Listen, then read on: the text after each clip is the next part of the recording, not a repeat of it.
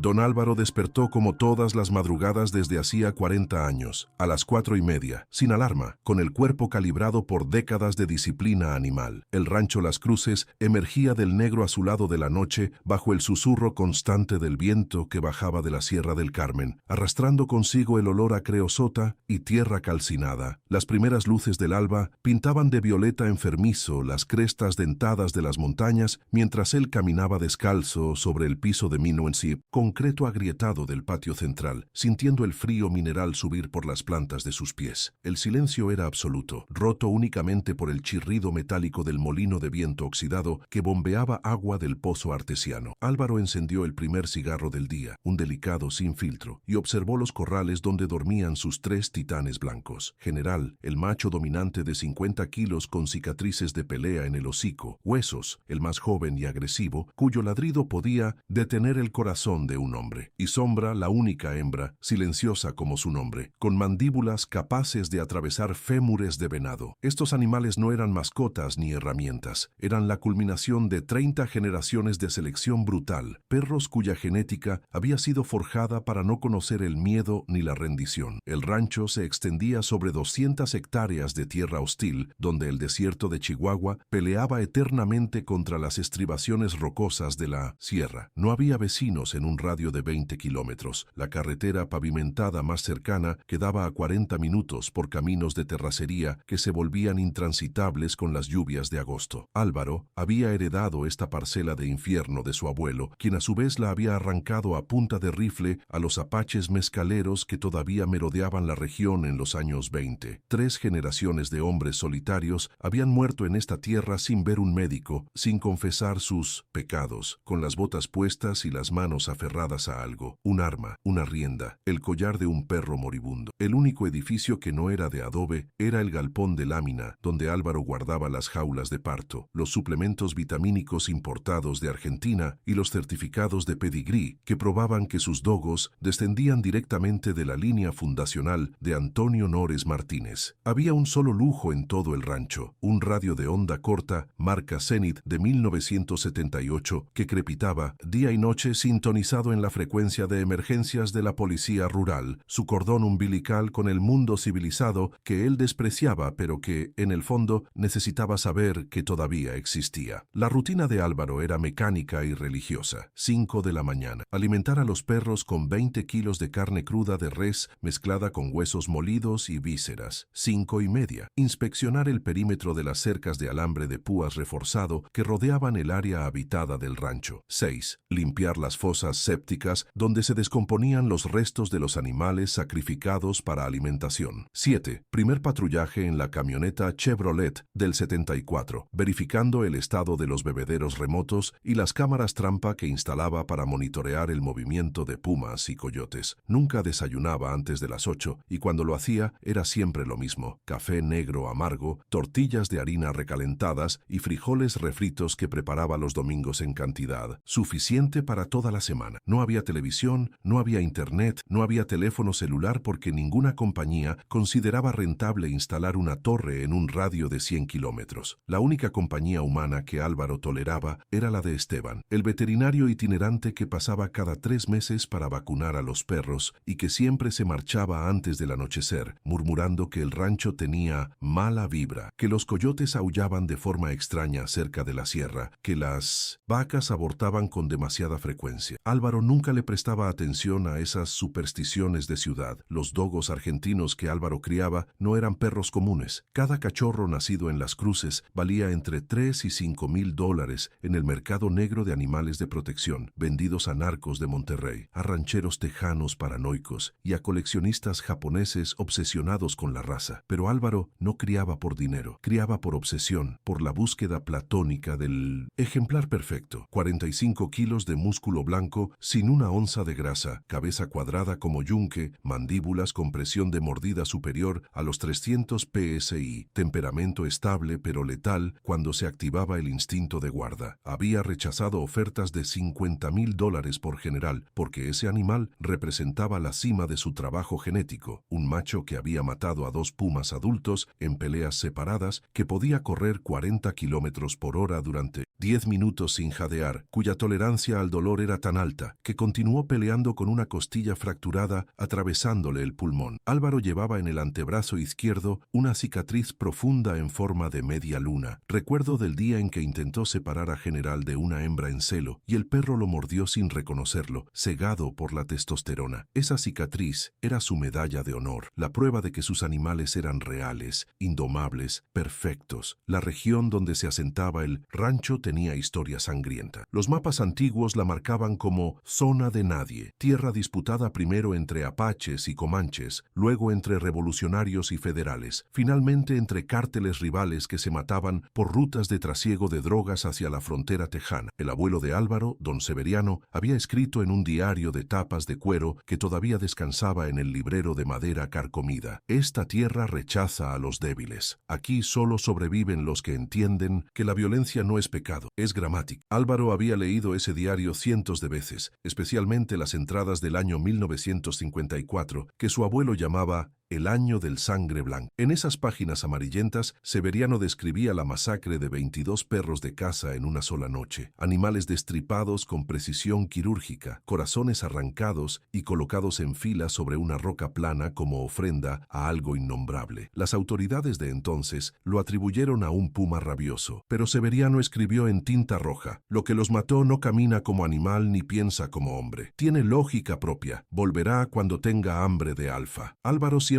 consideró esas líneas como delirio senil provocado por años de soledad y mezcal, hasta aquella mañana de junio cuando el mundo conocido dejó de tener sentido. El calendario marcaba martes 14 de junio. El termómetro exterior colgado en el porche indicaba 38 grados centígrados a las 6 de la mañana, presagiando un día de 50 a la sombra. Álvaro salió del cuarto que servía como dormitorio, comedor y sala de estar, todo en uno. 4 paredes de adobe de medio metro de espesor, un catre militar con colchón de resortes oxidados, una mesa de madera y 3 sillas desiguales. Calzó las botas de trabajo Red Wing que tenían 15 años de uso, tomó la Winchester calibre 30-30 que dormía siempre cargada junto a la puerta y caminó hacia los corrales con la rigidez de quien carga medio siglo de trabajos forzados en la columna. Los perros no ladraron cuando lo vieron acercarse, señal de que todo estaba en orden, pero había algo extraño en el aire, un olor que no pertenecía al repertorio habitual del rancho. No era muerte reciente ni carroña vieja, sino algo intermedio, algo vivo que olía a descomposición, como si la carne estuviera pudriéndose mientras todavía respiraba. Álvaro escupió al suelo y aceleró el paso hacia el área donde guardaba al semental, un toro brahman de 800 kilos llamado Emperador, orgullo reproductor que valía más que la camioneta y el terreno juntos. El toro no estaba en su corral, la puerta de metal reforzado estaba abierta, no forzada, sino abierta con el pestillo corrido desde afuera, como si alguien con dedos y comprensión de cerraduras hubiera trabajado con calma. Álvaro sintió el primer pinchazo de alarma verdadera en años. Emperador era un animal territorial y agresivo. Ningún ladrón en su sano juicio se metería en su corral sin una camioneta y 4 hombres armados. Siguió las huellas en la tierra suelta, marcas de pezuñas profundas, arrastrándose, evidencia de resistencia. Las huellas conducían hacia la arboleda de algarobos retorcidos que marcaba el límite este del rancho. Álvaro caminó 100 metros, con la Winchester montada y el dedo en el gatillo, hasta que su cerebro se negó a procesar lo que sus ojos veían. Emperador colgaba a 4 metros de altura en la copa de un algaroba centenario, atravesado por las ramas como Cristo en una cruz vegetal. La sangre había dejado de gotear, lo que indicaba que llevaba horas muerto, pero la posición del cuerpo desafiaba toda lógica mecánica. 800 kilos de músculo y hueso suspendidos sin poleas, sin cuerdas, sin evidencia de maquinaria. El cuero del animal mostraba rasgaduras profundas en costados y cuello, cortes limpios que exponían capas de grasa amarillenta y fascia muscular. No había marcas de mordida, ni dientes, solo garras. Álvaro permaneció inmóvil bajo el árbol durante 3 minutos completos, con la respiración detenida y el cerebro intentando construir una explicación racional que no existía. Un puma no podía levantar 800 kilos. Un oso no habitaba estas latitudes. Un grupo de hombres habría dejado huellas de botas, marcas de vehículos, colillas de cigarros. Pero el suelo alrededor del árbol estaba perturbadoramente limpio, barrido casi, como si alguien hubiera borrado evidencia con conciencia forense. La única anomalía visible era una hendidura en el barro seco cerca del tronco. una impresión profunda que parecía pie humano, pero alargado, con 5 dedos que terminaban en puntas que habían perforado el suelo endurecido, dejando agujeros de 3 centímetros de profundidad. La planta medía aproximadamente 35 centímetros de largo por 20 de ancho, el doble del pie de un hombre grande. Álvaro sacó del bolsillo de la camisa 1 metro de carpintero enrollado y midió. Confirmó las dimensiones, fotografió mentalmente cada detalle y luego hizo lo único que su pragmatismo permitía: llamar a Esteban por el radio de emergencias. El veterinario llegó 4 horas después en su camioneta Nissan blanca, con los ojos entrecerrados por el sol y una botella de agua que bebía en sorbos nerviosos. Inspeccionó el cadáver desde abajo, negándose a trepar, y pronunció su veredicto con voz temblorosa: «Esto no lo hizo nada natural, don Álvaro. Esto es cosa de nahuales». Álvaro despidió a Esteban con un gesto de mano y pasó el resto del día bajando el cuerpo del toro, usando poleas y cadenas amarradas a la camioneta. Trabajó en silencio absoluto, con los 3 dogos sentados en semicírculo, observándolo sin acercarse al cadáver, un comportamiento absolutamente anormal. General, que había atacado a 2 pumas sin dudar, se mantenía a 10 metros de distancia con el pelaje del lomo erizado y un gruñido bajo continuo. Huesos y sombras replicaban la postura, creando un cuadro de sumisión canina que Álvaro nunca había presenciado. Cuando finalmente logró descolgar el toro y arrastrarlo hacia el foso de desechos, notó algo más perturbador. Los órganos internos habían sido removidos con precisión a través de un único corte ventral, desde el esternón hasta la pelvis. Faltaban el hígado, los riñones y el corazón. Los intestinos colgaban intactos, lo que descartaba alimentación carroñera. Esto era selección deliberada, remoción quirúrgica de órganos específicos. Álvaro vació medio tanque de gasolina sobre el cadáver y lo prendió fuego, observando las llamas consumir la evidencia, mientras el olor a carne quemada se esparcía por kilómetros. No llamó a la policía, no llamó a servicios veterinarios oficiales. Llamar implicaba preguntas, inspecciones, posible cuarentena del rancho. Álvaro manejaba sus problemas como su abuelo le enseñó, en silencio, con plomo si era necesario, con fuego si el plomo fallaba. Esa noche instaló un sistema primitivo de alarma, latas vacías atadas con alambre a lo largo del perímetro de las cercas, dispuestas de modo que cualquier cosa que tocara el alambre las haría sonar. Colocó reflectores de movimiento en los 4 puntos cardinales del patio, alimentados por un generador diésel que rugía constantemente. Trajo a los 3 perros al interior de la casa, algo que nunca había hecho, y los acomodó en el espacio entre su catre y la puerta principal. Cargó la Winchester, verificó que tuviera 9 cartuchos en el cargador tubular y colocó 3 cajas adicionales de munición sobre la mesa. Preparó café en la estufa de gas y se sentó en la única silla que daba vista a la ventana, con la escopeta atravesada sobre las piernas. La luna era apenas una astilla de plata en el cielo despejado, lo que convertía la oscuridad exterior en una masa sólida e impenetrable. El termómetro exterior marcaba 32 grados a las 10 de la noche, un calor pegajoso que hacía sudar incluso sin moverse. Álvaro bebió café negro y esperó, con los ojos entrenados en 40 años de vigilias nocturnas, para distinguir formas en la negrura. Los perros no dormían. Los 3 permanecían alertas, con las orejas enhiestas y las miradas fijas en la puerta de madera maciza, reforzada con planchas de acero. A las 2:17 de la madrugada, las latas comenzaron a sonar.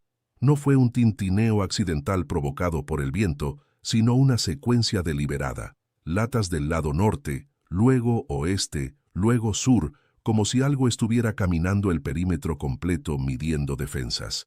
Álvaro apagó las luces interiores y se movió hacia la ventana, mirando a través de una rendija entre las tablas. Los reflectores de movimiento se activaban y desactivaban en olas, iluminando por segundos parches de tierra vacía antes de apagarse. Pero en uno de esos destellos, Álvaro lo vio. Una silueta que no era humana ni completamente animal, moviéndose en 4 patas con una biomecánica errónea, las patas delanteras demasiado largas, la columna arqueada de forma antinatural. Media aproximadamente 2,20 metros de largo, con una masa corporal que Álvaro estimó en más de 100 kilos, basándose en cómo las patas se hundían en la tierra. La piel era de un gris ceniciento, casi sin pelo, excepto por una cresta de cerdas rígidas que corrían desde la nuca hasta la base de la cola vestigial. No tenía hocico alargado como un lobo, sino una cara achatada, casi simiesca, con mandíbulas que sobresalían en un prognatismo exagerado. Los ojos reflejaban la luz de los reflectores en un destello verdoso, no rojo como el de los animales nocturnos comunes. La criatura se detuvo a 15 metros de la casa. Se irguió sobre las patas traseras con un movimiento fluido que evidenciaba articulaciones reversibles, y olió el aire con inspiraciones profundas que Álvaro podía escuchar desde dentro. De pie, medía más de 2 metros de altura. Las patas delanteras, ahora convertidas en brazos, terminaban en manos con 5 dedos y pulgares oponibles, cada uno armado con garras curvas de 10 centímetros. El torso era abarrilado, con una musculatura que recordaba a los luchadores de peso completo, cubierta por esa piel gris que parecía demasiado tensa, como si estuviera a punto de rasgarse. La cabeza giró en un ángulo de 180 grados sin que el cuerpo se moviera, un gesto imposible que hizo que Álvaro sintiera bilis subir por su garganta. Entonces la criatura hizo el sonido. Un chasquido gutural que resonaba en frecuencias bajas, similar al crujido de huesos, rompiéndose bajo presión, repetido 3 veces en intervalos de 2 segundos. Los perros respondieron con un aullido de terror puro, un sonido que Álvaro nunca había escuchado de general, y los 3 animales se aplastaron contra el suelo con las colas entre las patas. La criatura inclinó la cabeza, como si estuviera evaluando la respuesta, y luego se dejó caer nuevamente en 4 patas y desapareció en la oscuridad con una velocidad que contradecía su tamaño. Álvaro no durmió. Permaneció en la silla hasta que el sol comenzó a pintar de gris el horizonte con el café frío y olvidado en la taza de aluminio abollada. Los perros tampoco durmieron. Se mantuvieron en estado de alerta durante 6 horas, temblando ocasionalmente cuando una ráfaga de viento hacía crujir las láminas del techo. Cuando la luz del día fue suficiente, Álvaro salió con la Winchester al hombro y los 3 dogos pegados a sus talones, más cerca de lo normal, como cachorros asustados. Inspeccionó el perímetro y encontró las huellas,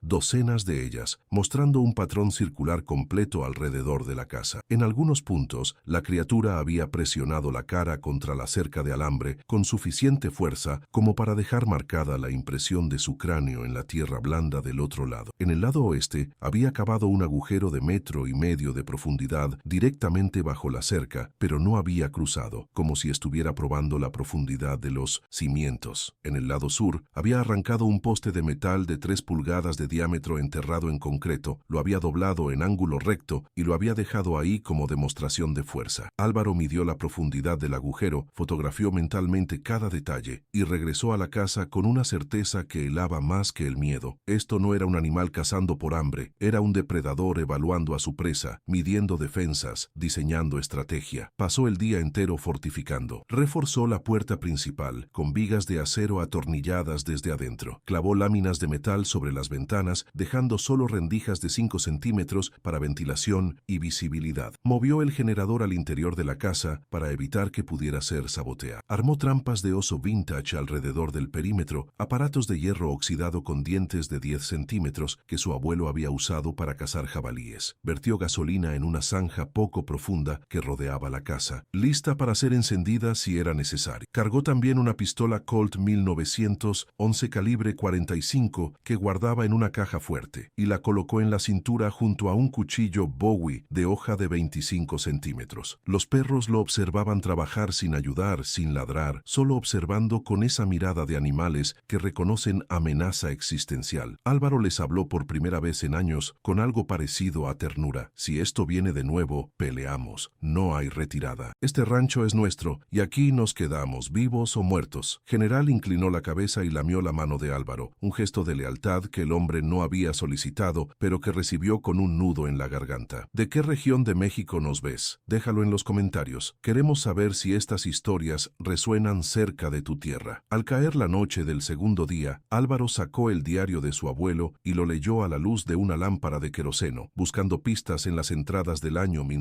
Joven 54. Don Severiano había dibujado un mapa rudimentario mostrando los puntos donde encontró a los perros muertos. Formaban un patrón circular perfecto recto, alrededor de un punto central marcado con una cruz. Ese punto correspondía a una cueva en las estribaciones de la sierra, a 3 kilómetros al noreste del rancho. Las notas marginales decían: el olor sale de la cueva en luna nueva, huele a fierro y a leche podrida. Los perros no entran ni muertos de hambre. Intenté sellar la entrada con dinamita, pero 3 días después la encontré abierta desde adentro. Piedras de 500 kilos movidas como si fueran cartón. Álvaro cerró el diario y tomó una decisión suicida. Iría a la cueva al amanecer con los 3 perros y suficiente munición para iniciar una guerra pequeña. Si la cosa vivía ahí, él la mataría en su madriguera. Si moría intentándolo, al menos moriría atacando, no esperando como res en matadero. Preparó una mochila con agua, vendas, yodo, munición extra y 3 bengalas de 200 emergencia. Durmió 2 horas, vestido y con las botas puestas, soñando con garras que atravesaban adobe como si fuera papel. Partió a las 5 de la mañana con la primera luz gris del alba, conduciendo la camioneta por un camino de cabras que serpenteaba cuesta arriba hacia la sierra. Los perros iban en la caja trasera, atados con cadenas cortas para evitar que saltaran. El paisaje era desolación absoluta. Tierra roja salpicada de nopales gigantes, arbustos de gobernadora que exudaban resina pegajosa, esqueletos de vacas muertas blanqueados por años de sol implacable. La temperatura ya rozaba los 35 grados y apenas eran las 6. Álvaro dejó la camioneta al pie de una pendiente demasiado empinada y continuó a pie, con la Winchester en una mano y las cadenas de los perros en la otra. Los animales avanzaban con reluctancia, tirando hacia atrás, gimiendo, comportamiento que confirmaba que se acercaban a algo que su instinto identificaba como peligro mortal. La cueva apareció después de 40 minutos de caminar. Una boca de piedra caliza de 4 metros de ancho por 3 de alto, enmarcada por estalagmitas que parecían dientes. El suelo frente a la entrada estaba cubierto de huesos, cráneos de venado, costillas de jabalí, un fémur humano que Álvaro prefirió no examinar de cerca. El olor era exactamente como su abuelo lo describió, metálico y lácteo, como sangre mezclada con leche agria. Álvaro ató las cadenas de los perros a una roca y avanzó solo hacia la entrada, con la linterna sujeta al cañón de la Winchester con cinta adhesiva. El interior era una galería natural que descendía en ángulo de 30 grados, con paredes húmedas cubiertas de un limo verdoso que brillaba débilmente con fosforescencia bacteriana. El techo gotea agua constante que formaba charcos poco profundos donde nadaban salamandras albinas ciegas. Álvaro avanzó 50 metros hacia las entrañas de la tierra, sintiendo la temperatura bajar 10 grados, escuchando su respiración amplificada por la acústica de piedra. La galería se ensanchaba en una cámara de aproximadamente 20 metros de diámetro. En el centro había un montículo de huesos, algunos tan antiguos que se desmoronaban al tacto, otros recientes con carne todavía adherida.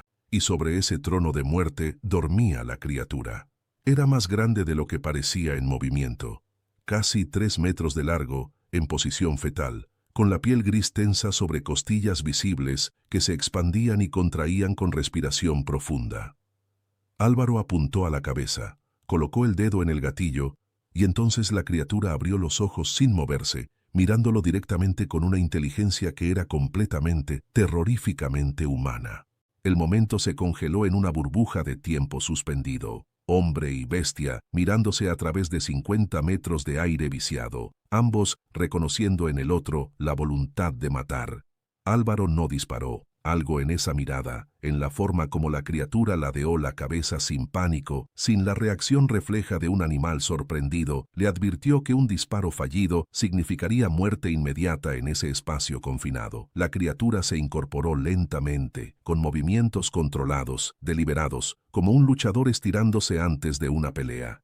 De pie en 2 patas, su cabeza casi tocaba el techo de la caverna. Las proporciones eran obscenas. Torso humanoide montado sobre piernas digitígradas que terminaban en pies con 3 dedos principales y 2 vestigiales, cada uno armado con garras como ganchos de carnicero. Los brazos eran desproporcionadamente largos, llegando casi hasta las rodillas, con manos que tenían palmas humanas, pero dedos de 30 centímetros. La cara era la peor parte. Un híbrido imposible de canino y primate, con mandíbulas que sobresalían en un hocico parcial lleno de dientes irregulares, algunos colmillos, otros molares, todos amarillentos y astillados. pero los ojos eran indiscutiblemente inteligentes, marrones con motas doradas, rodeados de párpados que parpadeaban con demasiada frecuencia, como si la luz de la linterna le molestara. La criatura emitió un sonido que Álvaro tardaría días en poder describir. Comenzaba como gruñido bajo, se convertía en chasquido de mandíbulas y terminaba en algo parecido a palabras, sílabas deformadas por una garganta que no estaba diseñada para lenguaje humano, pero que intentaba imitar fonemas. Sonaba como «fuera», estirado y gutural, pero reconocible. Álvaro retrocedió 2 pasos, manteniendo el rifle apuntado, y la criatura lo imitó. 2 pasos hacia atrás, reflejando el movimiento con precisión milimérica. Esto no era coincidencia, era mímica deliberada, prueba de que la cosa estaba aprendiendo de él en tiempo real. Álvaro disparó al techo, un estampido que hizo llover fragmentos de piedra caliza y que resonó en la caverna como artillería. La criatura no huyó. Se agazapó, cubrió sus oídos con las manos en un gesto completamente humano, y luego rugió. Un sonido que comenzó en subsónico y escaló hasta frecuencias que hacían vibrar los dientes de Álvaro. El ruido fue tan intenso que Álvaro sintió sangre tibia correr de su nariz y oídos. Cayó de rodillas, soltando el rifle, con las manos presionando sus sienes en un intento inútil de bloquear el dolor. La criatura podría haberlo matado en ese momento, pero no lo hizo. En cambio, se dejó caer en 4 patas y cargó hacia la entrada de la cueva, pasando a 1,5 metros de Álvaro con una velocidad que convirtió su forma en una mancha gris.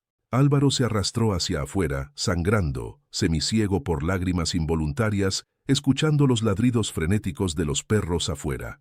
Cuando emergió a la luz del día, la escena lo recibió con claridad brutal. La criatura había matado a Huesos con un solo golpe de garra que le arrancó la cabeza del cuerpo. General y Sombra la enfrentaban en formación de pinza, moviéndose en círculos coordinados, gruñendo con una furia que Álvaro reconocía como último recurso antes de la muerte. La criatura no los atacaba, jugaba con ellos, fingía cargas que detenía a centímetros, testando reflejos, midiendo velocidad de reacción. Álvaro gateó hacia el rifle que había soltado dentro de la cueva. Lo encontró. Verificó que el cargador seguía lleno y apuntó desde el suelo. Disparó 3 veces en rápida sucesión. El primer tiro falló, el segundo impactó en el hombro derecho de la criatura arrancando un trozo de carne del tamaño de un puño, el tercero le atravesó el muslo izquierdo y salió por el otro lado en una explosión de sangre oscura, casi negra. La criatura gritó. No rugió sino gritó con voz que tenía inflexiones humanas y huyó hacia la sierra a una velocidad que Álvaro calculó en más de 60 kilómetros por hora, dejando un reguero de sangre que manchaba las piedras como pintura. Álvaro permaneció sentado en la tierra caliente durante 20 minutos, abrazando a General y Sombra que temblaban contra su pecho, con la cabeza decapitada de Huesos a 3 metros de distancia, siendo devorada por hormigas. La adrenalina abandonó su cuerpo dejándolo vacío, un cascarón de hombre que respiraba por inercia. Había herido a la cosa, la había hecho sangrar. Eso significaba que era mortal, pero también significaba que ahora había una deuda de sangre. Los depredadores heridos no perdonan. Álvaro cargó el cuerpo sin cabeza de Huesos sobre sus hombros y caminó de regreso a la camioneta, con General y Sombra siguiéndolo en silencio, los 3 cubiertos de sangre, que no era suya. Enterró a Huesos en el cementerio de perros detrás del galpón, un cuadrado de tierra donde descansaban 30 años de campeones y cachorros malogrados.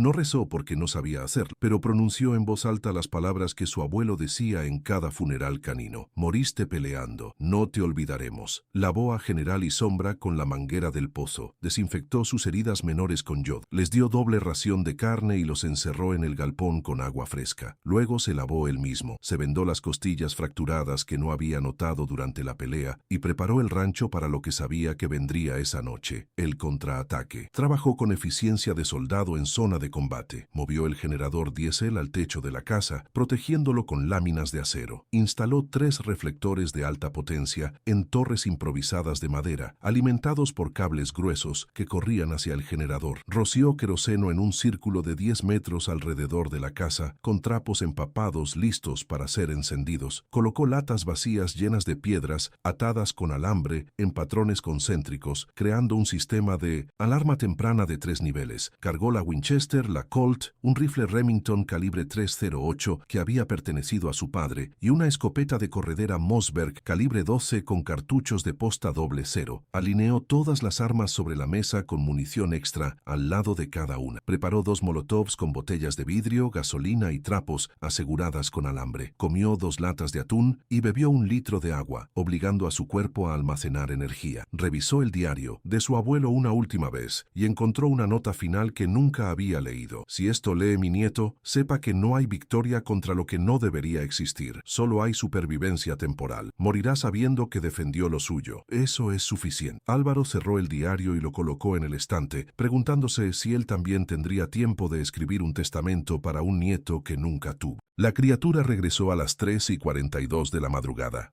Álvaro lo supo porque todos los grillos dejaron de cantar al mismo tiempo. Un silencio súbito que era más ensordecedor que cualquier ruido. Los reflectores permanecían encendidos, creando islas de luz amarillenta en el océano de oscuridad.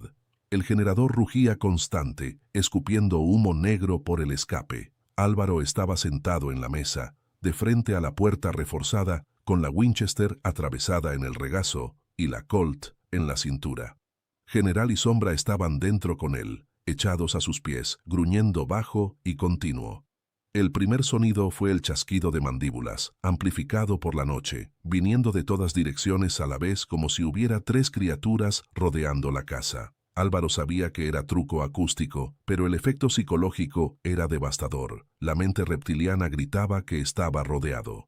Luego vino el golpe. Algo masivo impactó contra la pared oeste con fuerza suficiente para hacer temblar los cimientos de adobe. Polvo cayó del techo. Una de las vigas crujió. Álvaro no se movió. Otro golpe, pared sur, más fuerte. Una grieta apareció en el adobe, línea negra serpenteando desde el techo hasta el suelo. Tercer golpe, pared norte. El reflector de ese lado explotó en chispa y cristales. La oscuridad ganó 1/3 del terreno. La criatura comenzó a caminar sobre el techo. Álvaro podía escuchar cada pisada, el crujido de las láminas de zinc bajo más de 100 kilos de peso. Caminaba de un extremo al otro, despacio, deliberado, dejando que el sonido carcomiera los nervios del hombre encerrado abajo.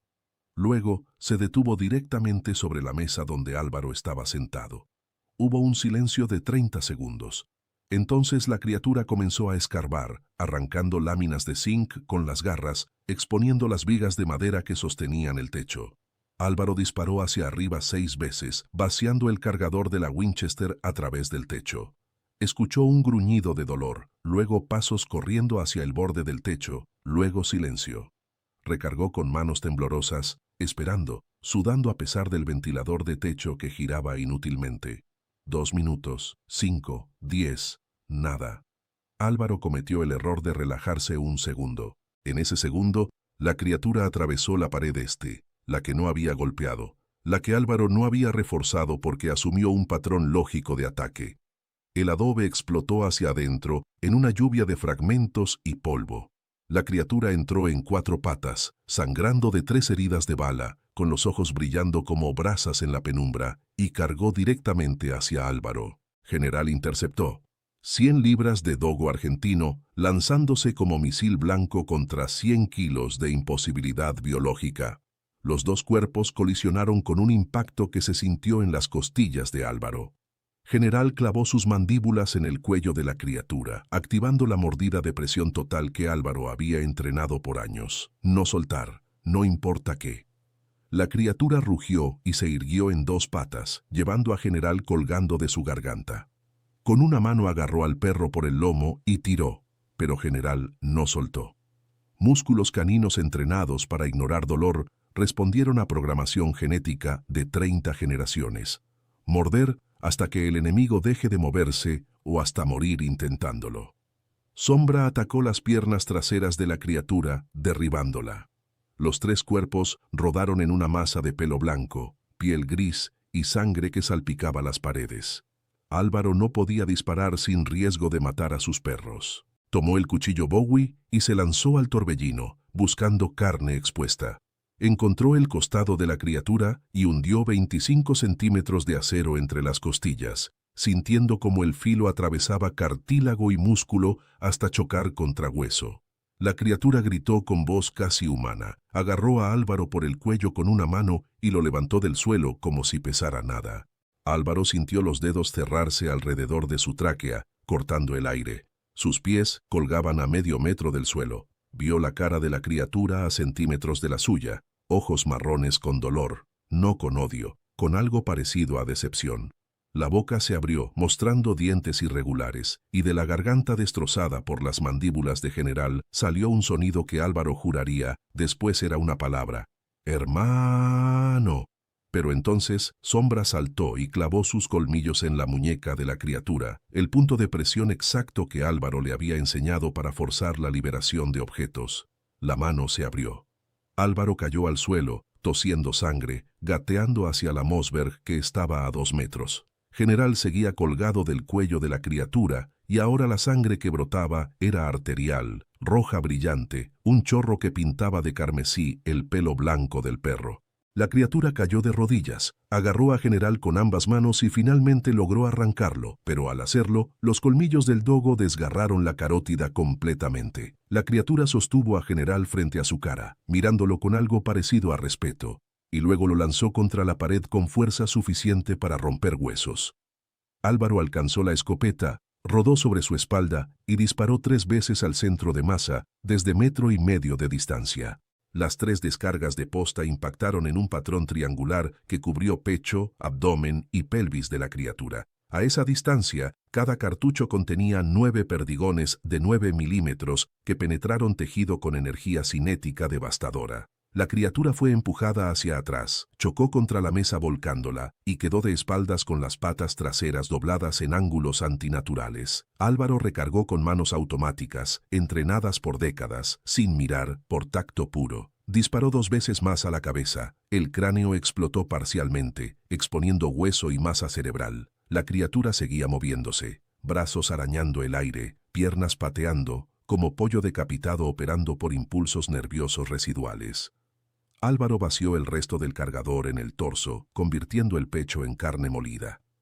Cuando el clic del percutor golpeando vacío resonó en el silencio, finalmente la criatura dejó de moverse. Álvaro permaneció de rodillas, con la escopeta humeante en manos temblorosas, respirando en jadeos dolorosos que indicaban costillas rotas perforando tejido pulmonar. La adrenalina mantenía el dolor a raya, pero sabía que cuando bajara, colapsaría. No importaba. Primero tenía que verificar que la cosa estuviera muerta. Se arrastró hacia el cuerpo con el cuchillo Bowie en mano, listo para apuñalar si detectaba movimiento. De cerca, el olor era insoportable. Mezcla de sangre, excremento liberado por relajación de esfínteres post-mortem, y ese olor a leche podrida que emanaba de la piel gris. Álvaro tocó el cuello buscando pulso. No había. Levantó un párpado, pupila fija y dilatada. Pinchó el abdomen con el cuchillo. No hubo reacción. Estaba muerto. Álvaro se sentó sobre sus talones y comenzó a reír. Una risa sin humor que se convirtió en tos violenta que escupió sangre sobre el piso de concreto. Había ganado. Había matado a lo que su abuelo no pudo matar. Luego recordó a los perros. General yacía contra la pared oeste, con el cuerpo quebrado en 3 puntos, respirando en estertores húmedos que indicaban pulmones colapsados. Álvaro gateó hacia él, lo acomodó en su regazo y acarició la cabeza del animal con ternura que nunca demostró en vida normal. Buen perro, el mejor, descansa. General lamió la mano de Álvaro una vez, jadeó 2 veces más y dejó de respirar. Sombra estaba viva, sangrando de una docena de cortes, pero viva. Se acercó cojeando y se acostó junto al cuerpo de General, gimiendo bajo. Álvaro lloró por primera vez en 40 años, lágrimas silenciosas que caían sobre el pelaje blanco manchado de rojo de su campeón muerto. El amanecer llegó con luz gris que se filtraba por el agujero en la pared este. Álvaro se había vendado el cuello con trapos rasgados de su camisa y había arrastrado el cuerpo de la criatura hacia el centro de la habitación para examinarlo con luz natural. La anatomía era imposible, estructura ósea que combinaba características de cánido, felino y primate en configuraciones que violaban reglas básicas de evolución. El cráneo tenía cresta sagital como gorila, pero hocico parcial como lobo. Las manos tenían falanges humanas, pero garras retráctiles como gato. La columna vertebral mostraba vértebras adicionales que permitían flexión imposible. Los órganos internos, expuestos por los disparos de escopeta, incluían un corazón de 4 cámaras del tamaño de un melón, pulmones con capacidad triple de humano normal y un estómago que contenía restos parcialmente digeridos de venado, jabalí y algo que parecía cabello humano. Álvaro fotografió todo con una cámara Polaroid Vintage, tomando 18 fotos desde ángulos diferentes. Guardó las fotos en una bolsa de plástico sellada. Luego, escuchó el sonido de motores acercándose por el camino de terracería. 3 camionetas color blanco con insignias de la policía rural se detuvieron frente al rancho. Bajaron 6 hombres uniformados con rifles AR-15 y un oficial con rango de capitán que caminó hacia la casa sin tocar. Entró por el agujero en la pared, vio el cuerpo de la criatura y silbó bajo.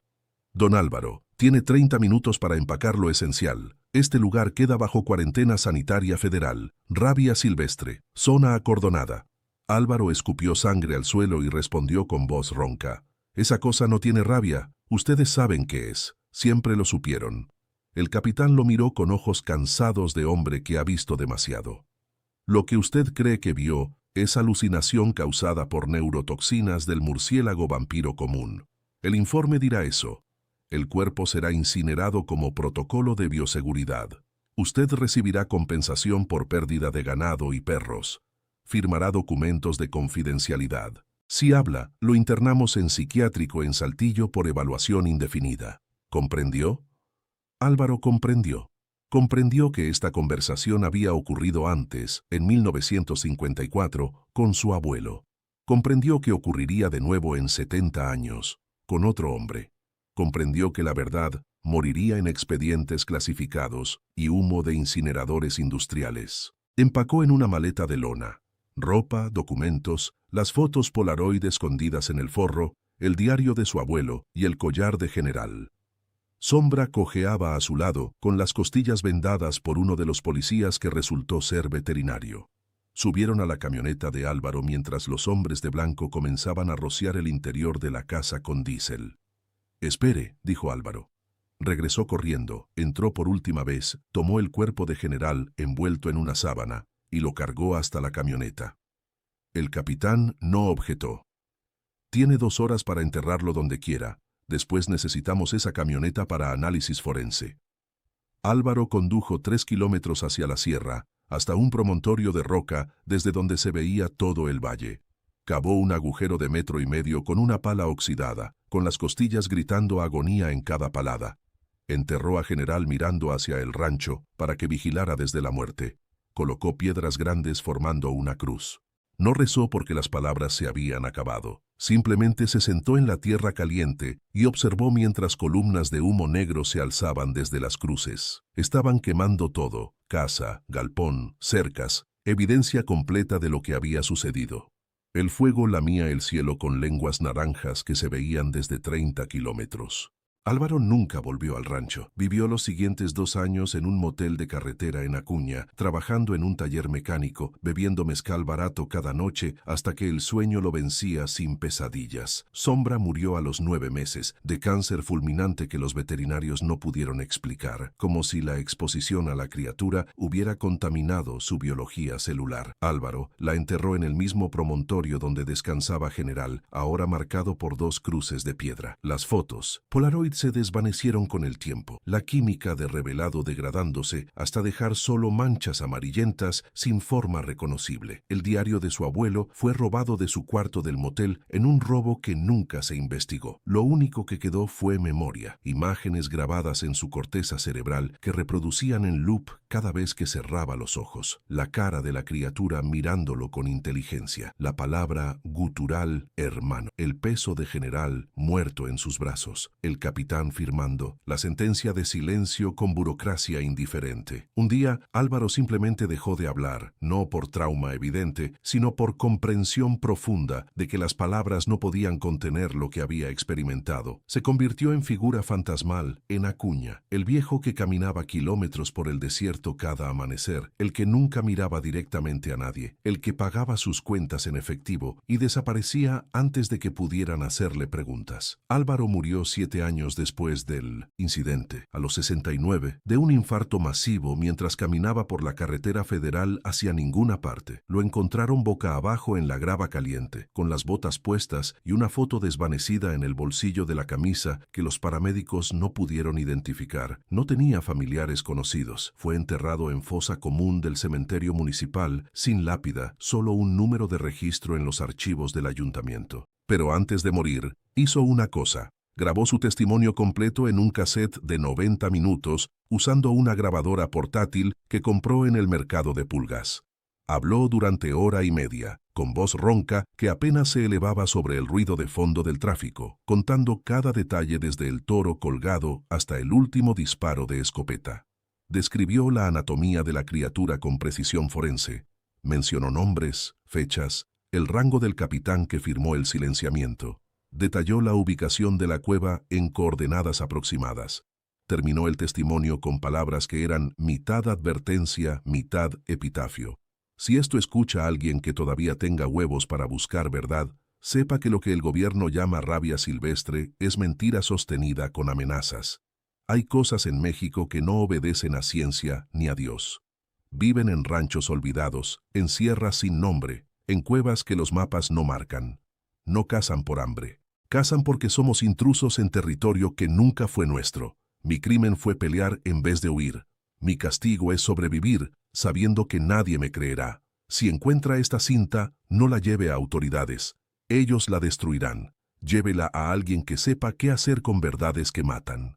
El cassette desapareció de las pertenencias de Álvaro antes de que el ayuntamiento pudiera catalogarlas. Nunca se supo quién lo tomó. Circularon rumores en foros de internet especializados en criptozoología mexicana. Alguien mencionó una grabación de un viejo que describía un encuentro con Nahual en Coahuila, pero nunca apareció evidencia física. Los archivos de la Policía Rural sobre el incidente del rancho Las Cruces fueron clasificados bajo sello de Seguridad Nacional nivel 4, el mismo que se usa para casos de terrorismo organizado. Cualquier solicitud de libertad de información sobre eventos en esa zona en junio de ese año es automáticamente denegada con respuesta genérica. Los documentos solicitados no existen o contienen información sensible que podría comprometer investigaciones en curso. El rancho mismo fue demolido completamente. El terreno fue comprado por una empresa fantasma registrada en Islas Caimán y cercado con malla ciclónica de 4 metros coronada con alambre de púas. Letreros advierten: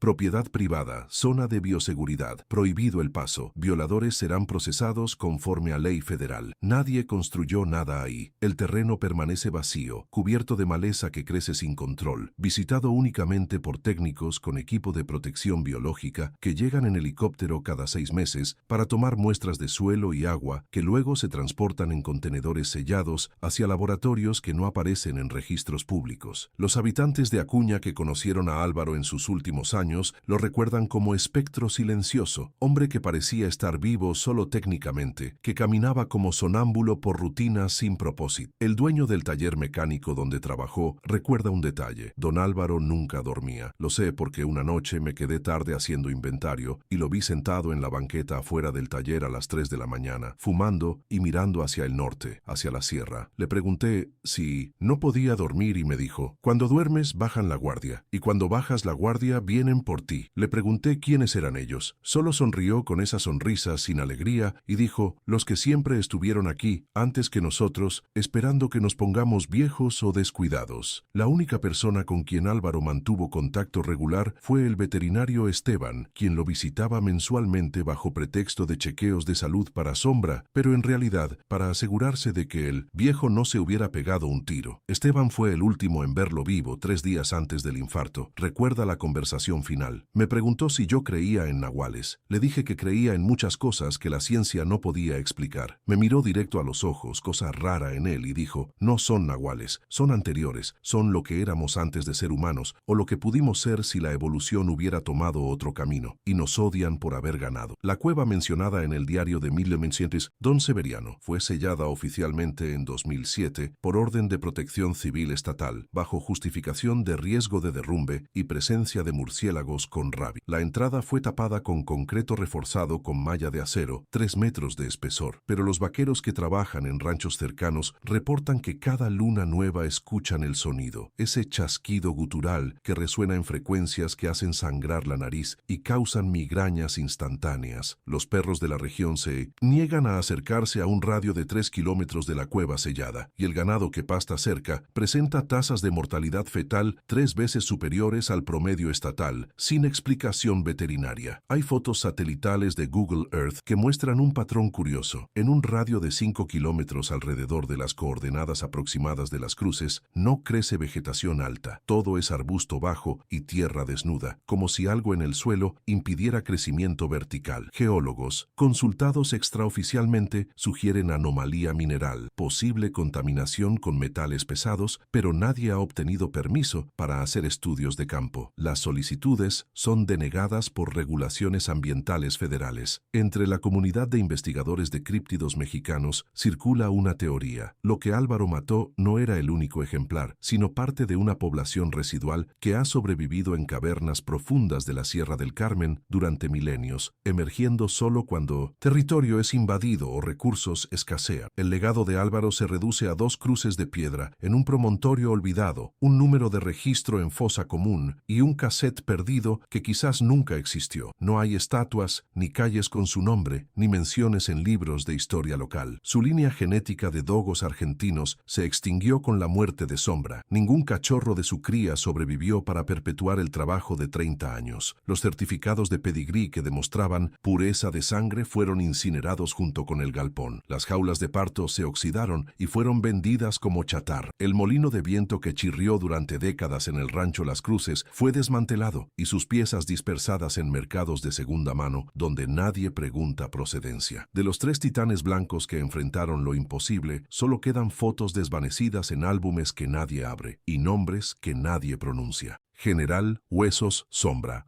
Reducidos a fonemas sin referente en mundo donde la memoria oficial ha decretado que nunca existieron.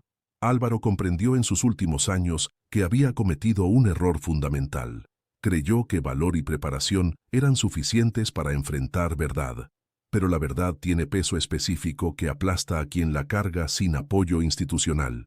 Un hombre solo, sin familia ni recursos, que desafía narrativa oficial, no es héroe. Es estadística ignorada, anomalía eliminada mediante silenciamiento burocrático y muerte anónima. Esta historia se basa en testimonios fragmentados recogidos en Coahuila entre 2008 y 2015. ¿Crees que el gobierno debería revelar lo que realmente pasó en Las Cruces? Déjanos tu opinión en los comentarios. Si este relato te movió algo dentro, compártelo. La memoria de Don Álvaro merece más que fosa común y silencio oficial.